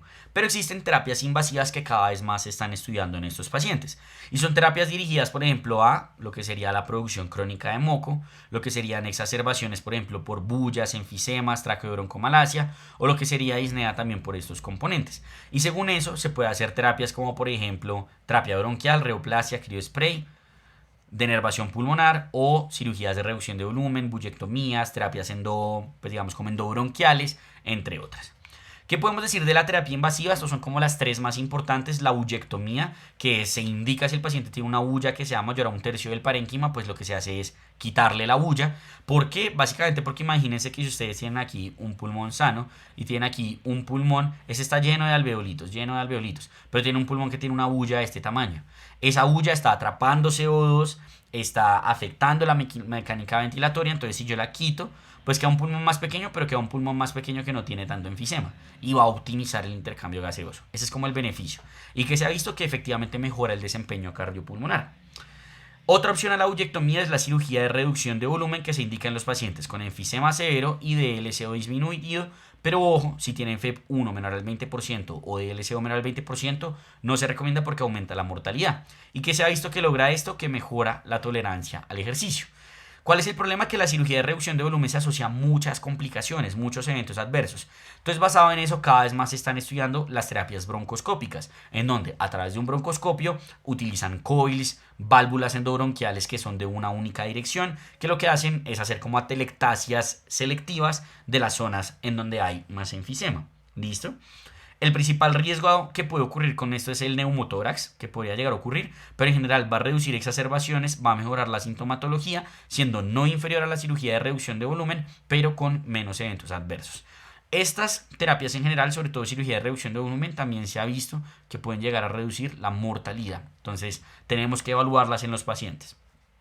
Este es el algoritmo que nos deja la GOLD. Entonces uno puede evaluar si el paciente no es candidato a nada, pues trasplante. Si el paciente sí es candidato a algo y lo que tiene es una bulla enorme, bullectomía. Si no tiene una bulla enorme, evaluar el enfisema. Si el enfisema es homogéneo y según, pues digamos, como otras variables, como lo que sería la ventilación colateral o lo que sería la integridad de las fisuras, podemos ver qué le hacemos. Pero fíjense como aquí en general va a ser terapia endoscópica o cirugía de reducción de volumen, cualquiera sea endobronquial, o quirúrgica, pero terapia de reducción de volumen. Y hay varias que se están investigando, bypass con stent, selladores, criospray, denervación pulmonar, entre otras. ¿Listo? Y lo último que le podemos ofrecer a un paciente con EPOC va a ser el trasplante pulmonar, que realmente es la única cura que existe para el EPOC realmente. ¿Cuándo yo debería considerar remitir a mi paciente para que miren si es candidato a trasplante? Si es un paciente que definitivamente está progresando y no le puedo hacer nada del manejo intervencionista que acabamos de mencionar, que tenga un BOE 5 de 6, una PC2 mayor a 50 y OP2 menor a 60 y un FEV1, ahí no es FEVI como de fracción de eyección del ventrículo izquierdo, sino un FEV1 menor al 25%. ¿Y cuándo voy a indicar el trasplante? Un BOE de 7 o más, un FEV1 menor al 20% asociado a exacerbaciones recurrentes o una sola con IRA, o hipertensión pulmonar moderada a severa. Y algo importante es que esto no es raro, se realizan más de 1000 trasplantes anuales, se realizan más trasplantes por EPOC que por enfermedad pulmonar intersticial difusa. Uno puede hacer trasplante de un único pulmón o de los dos, da lo mismo realmente, pero cuando uno trasplanta un único pulmón tiene que tener en mente que el otro pulmón va a seguir ahí y ese pulmón se puede hiperinsuflar, es decir, puede seguir con toda la fisiopatología del EPOC que vimos aquí al inicio, o también le puede dar cáncer a ese pulmón nativo. ¿Listo? Y que sería importante que uno se lleve lo que acabamos de mencionar, además como el paso secuencial de lo que hago. ¿Cuáles son las terapias que reducen mortalidad? Obviamente, yo tengo que buscar que el paciente no tenga síntomas, tengo que buscar que el paciente no se exacerbe, pero lo que no me puede faltar definitivamente es esto, lo que hace que el paciente no se muera. ¿Listo? De manejo farmacológico, ya dijimos que la triple terapia es la única que ha mostrado reducir mortalidad, pero la cesación de tabaquismo, la oxigenoterapia que podemos meter ahí, también reducen mortalidad. La rehabilitación pulmonar en el paciente que recientemente se exacerbó, ¿cierto? La ventilación mecánica no invasiva, que algo súper importante es que antes solo se había demostrado beneficio en mortalidad posterior a exacerbación, pero ahora ya sabemos que también en el paciente con EPOC estable con hipercapnia marcada disminuye mortalidad. Y las terapias de reducción de volumen. ¿Listo? Un componente muy importante del manejo de los pacientes va a ser los cuidados paliativos. Pero es muy importante que todos entendamos que los cuidados paliativos no son solo para el estado final de la enfermedad, no son solo para cuando el paciente no sabe si intubarse o no. Realmente desde que veamos que hay un síntoma que es difícil de manejar, que se podría paliar, pues deberíamos de hacer uso de esta especialidad. ¿Por qué? Porque mejora notablemente la calidad de vida de los pacientes, ya que logra un mejor control sintomático. ¿Cuáles son esos síntomas que podríamos paliar? Por ejemplo, la disnea, se puede hacer uso, por ejemplo, de ejercicios de respiración, rehabilitación pulmonar, opiáceos, estimulación neuromuscular, vibración de caja torácica, ventiladores, entre otras. Incluso se habla de que se podría considerar la oxigenoterapia, el soporte nutricional, el manejo de los síntomas psiquiátricos, el manejo de la fatiga, también va a ser fundamental para que el paciente tenga una mejor calidad de vida.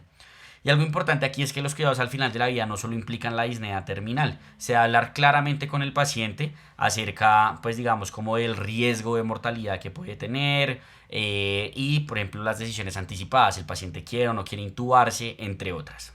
Y un componente que se debe evaluar, sobre todo cuando el paciente tenga un pronóstico de vida menor a 6 meses, es si habría o no un beneficio, eso pues claramente habrá que discutirlo con el paciente, con la familia, de hacer uso de un hospice, es decir, de un sitio como tal de cuidado crónico diferente al hogar. Y ese es como el resumen de todo lo que hemos hablado hasta el momento. Debo hacer un adecuado diagnóstico del paciente, evaluar la espirometría, factores de riesgo, los síntomas, hacer una valoración inicial con el ABE y con el grado, digamos, como de obstrucción, hacer un manejo inicial con el componente tanto farmacológico como no farmacológico, luego hacer un adecuado seguimiento y ajuste del manejo tanto farmacológico como no farmacológico. Y ya para terminar, vamos a hablar acerca de exacerbaciones. Las exacerbaciones son un aumento agudo que la GOLD lo define como menos de 14 días en disnea y o tos y esputo, que se pueden acompañar de taquicardia o taquipnea y se suele acompañar de inflamación local y o sistémica. Es importante las exacerbaciones, ¿por qué? Porque tienen un impacto enorme en el pronóstico de los pacientes con EPOC. Fíjense cómo a los 5 años, cuando un paciente se exacerba, el 50% se han muerto, solo la mitad siguen vivos. Y a las 8 semanas después de la exacerbación, solo el 20% de los pacientes han logrado una recuperación sintomática al nivel que tenían antes de la exacerbación. Es decir, esto les afecta no solo su pronóstico, sino también su calidad de vida. Y algo que tenemos que saber y siempre debemos evaluar es que los pacientes a veces no nos reportan esas exacerbaciones leves a moderadas que tuvieron. Ellos solo se manejan o cosas por el estilo, entonces siempre las debemos indagar en el interrogatorio. ¿Listo? Hay varios desencadenantes o razones por las cuales los pacientes se pueden exacerbar. Entre ellos tenemos las infecciones virales, que de hecho son las causas más comunes, en donde los rinovirus juegan un papel fundamental, pero tenemos adenovirus, influenza, COVID, etc.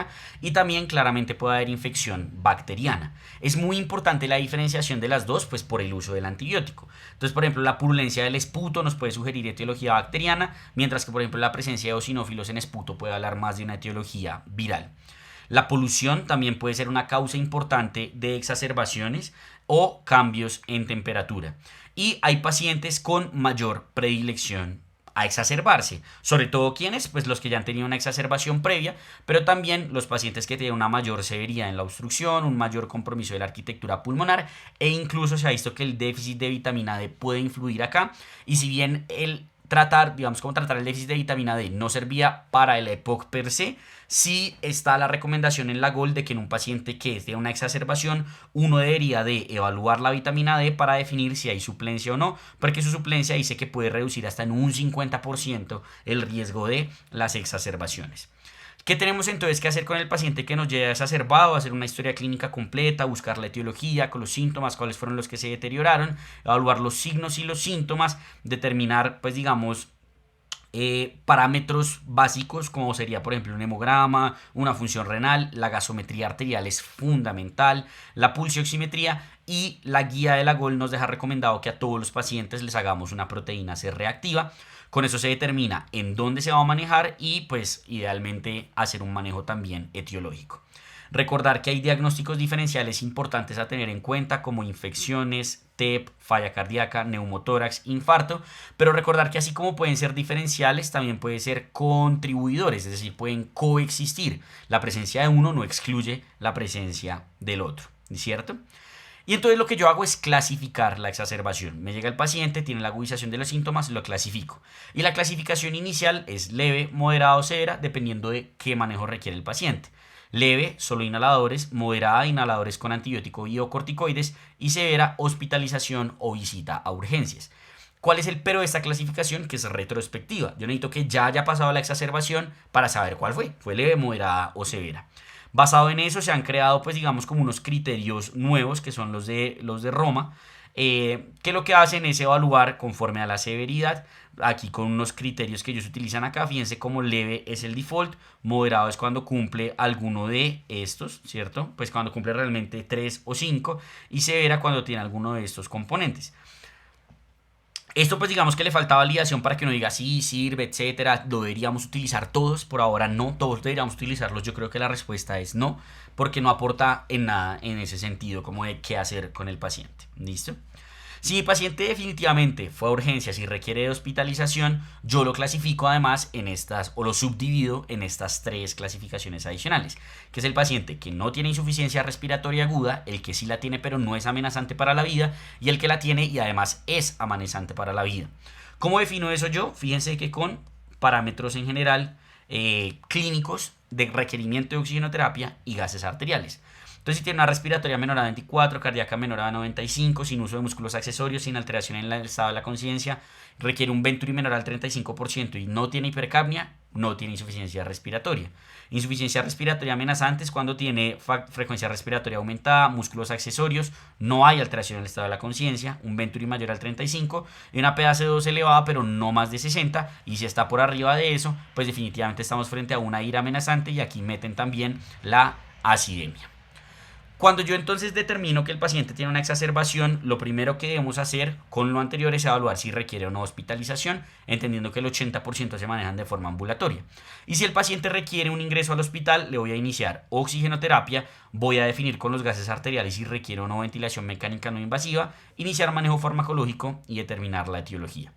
¿A quiénes voy a hospitalizar? Aquí están las recomendaciones. El paciente que tenga falla respiratoria aguda, unos síntomas severos que lleven pues a alguna clasificación de, por ejemplo, de ira o ira amenazante, que tenga signos físicos nuevos como edema periférico o cianosis, que no haya respondido al manejo médico inicial ambulatorio que se dio ambulatoriamente, comorbilidades serias, o muy importante la parte psicosocial, y muy importante saber quiénes van para UCI, ¿cierto? Los pacientes que no responden al manejo inicial en urgencias, cambios en el estado de la conciencia, que tengan unos parámetros gasométricos específicos, necesidad de ventilación mecánica invasiva o inestabilidad hemodinámica. Para el manejo entonces a los pacientes les voy a colocar broncodilatadores. Los broncodilatadores que le voy a poner son de corta acción, puede ser SABA con o sin SAMA. No hay preferencia por algún método de inhalación. Muchos utilizan inhalocámara, más es por practicidad por el paciente si está muy agitado. Y lo que se recomienda es 2 puffs cada hora por 4 horas y luego continuar según respuesta. ¿Listo? Y algo importante es que si mi paciente ya viene con inhaladores de larga acción, se los pongo, y si no los tiene o requiere ajuste, se lo hago de una vez. ¿Listo? O se los inicio de una vez. Además de los broncodilatadores, todos los pacientes se benefician de corticoide sistémico, ya que disminuye el tiempo de recuperación, mejora el FEV1 y la oxigenación. Utilizo 40 miligramos de prednisolona por 5 días. En pacientes que no toleran vía oral puedo utilizar metilprednisolona, pero esto no ofrece ningún beneficio adicional.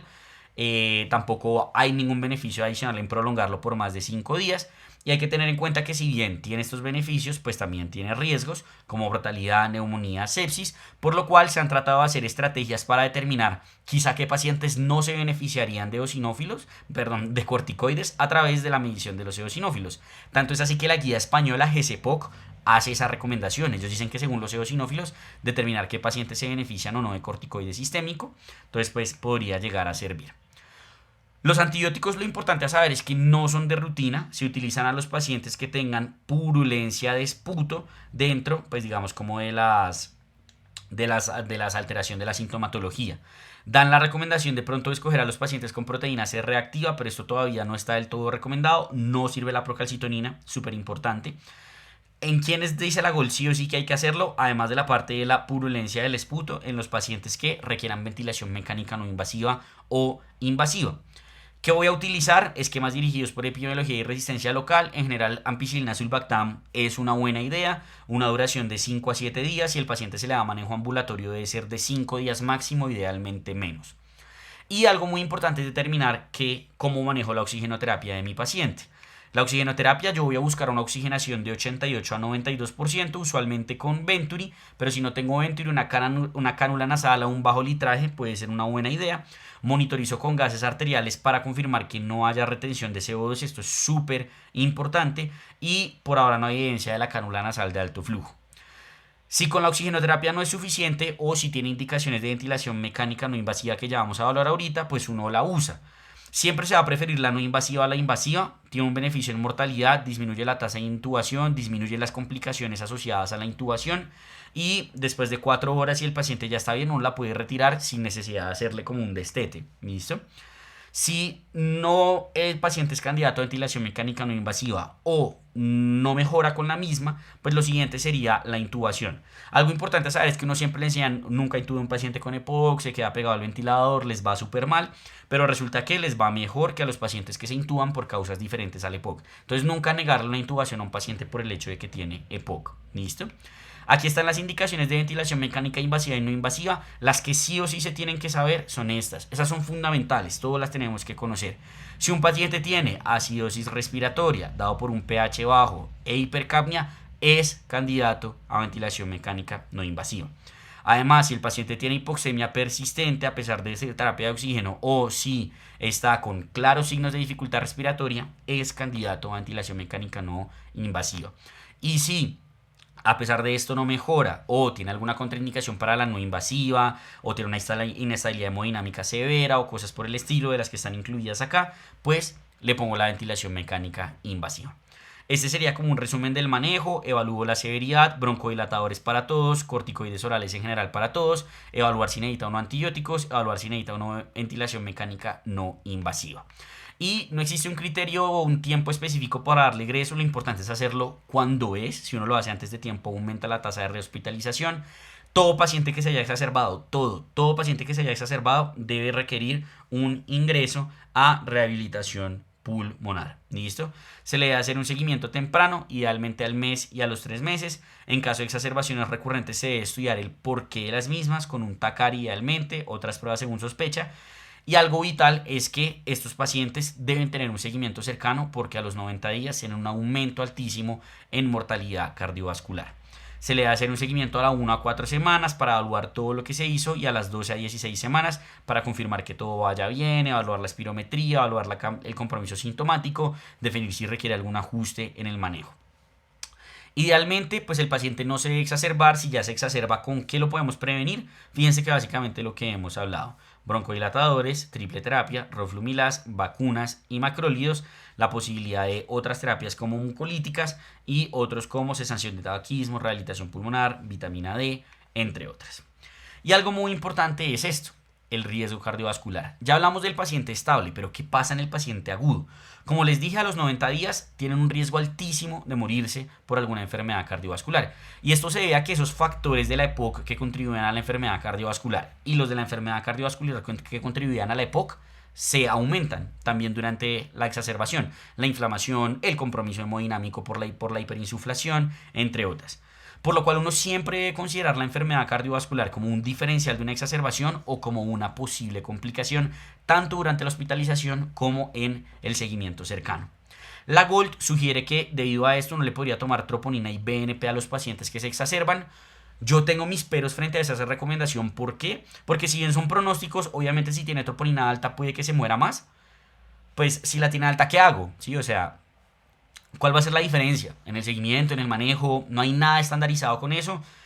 Entonces yo personalmente en este momento de mi vida, en mi práctica, no tomaría niveles de troponina y BNP en un paciente exacerbado, ¿sí? Pero pues la GOLD lo deja recomendado. ¿Hay beneficio de algún tratamiento? Vuelvo a lo mismo. No hay evidencia de que ponerles aspirina, beta bloqueadores o estatina solo por la exacerbación les mejore en algo este pronóstico cardiovascular.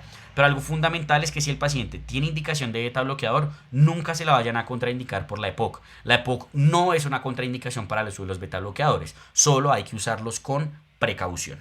¿Listo? En cuanto a comorbilidades, ya para terminar, pues los pacientes pueden tener muchas comorbilidades, lo importante es evaluarlas, manejarlas, hacer un adecuado tamizaje, por ejemplo, de la parte del cáncer de pulmón, un adecuado manejo de la complicación cardiovascular, de osteoporosis, de reflujo gastroesofágico, COVID-19, siempre también aquí bronquiectasia, SAOS, enfermedad periodontal, síndrome metabólico, diabetes, higiene oral, anemia, policitemia, síndromes geriátricos, todo eso va a entrar incluido ahí, pero una comorbilidad de la que tenemos que hablar porque es nueva en la GOLD es la hipertensión pulmonar. ¿Por qué? Porque 25 a 30% de los pacientes con EPOC tienen hipertensión pulmonar, 5% de estos pacientes tienen una hipertensión pulmonar severa, lo cual claramente les deteriora el pronóstico. Y si bien la EPOC per se puede dar una hipertensión pulmonar del grupo 3, no le podemos atribuir toda hipertensión pulmonar a la EPOC. Hay que considerar otras posibilidades, sea de grupo 1, sea de grupo 4, sobre todo grupo 5 no sería tan común, pero grupo 1 y grupo 4 la podríamos considerar. Si mi paciente no tiene hipertensión pulmonar por ninguna de estas dos condiciones, es decir, no es hipertensión pulmonar arterial o no tiene hipertensión pulmonar tromboembólica crónica y solo tiene una grupo 3 por EPOC, esos pacientes en general no se benefician de un manejo específico de hipertensión pulmonar. Los manejamos tal cual como hemos hablado hasta ahorita.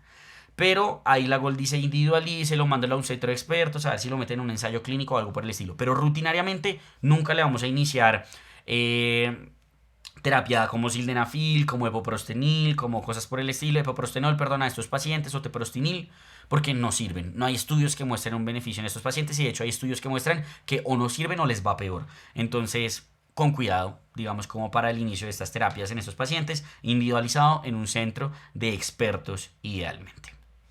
Y con esto terminamos este video de la GOLD 2025, espero que les haya gustado. Cualquier duda que tengan, déjenla en los comentarios, trataré de responderla lo más pronto posible y nos vemos en una próxima ocasión.